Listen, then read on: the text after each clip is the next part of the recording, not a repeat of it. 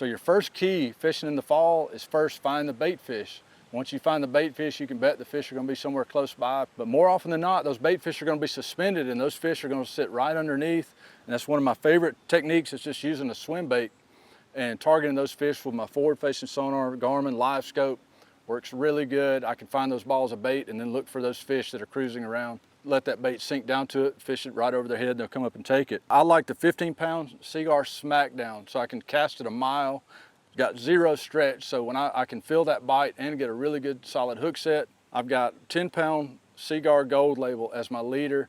I played with this for a little over a year now, fishing back home, catching white bass and stripers along with the spotted bass. And that's when I really learned how strong this Gold Label is I could dog these 4 to 6 pound stripers and put them in the boat. So I've got all the confidence in the world I can land a big bass in a tournament. Some of the other techniques that work, same setup, and you could just do a freestyle rig, jig head with a little minnow, straight minnow style bait on the back, and kind of a little more finessey, slower presentation. If the fish are a little more lethargic, like you get a little bit colder front or something like that. You're dealing with clear water, one of my favorites is throwing a jerk bait. You could walk that over the fish's head and they'll just smash it.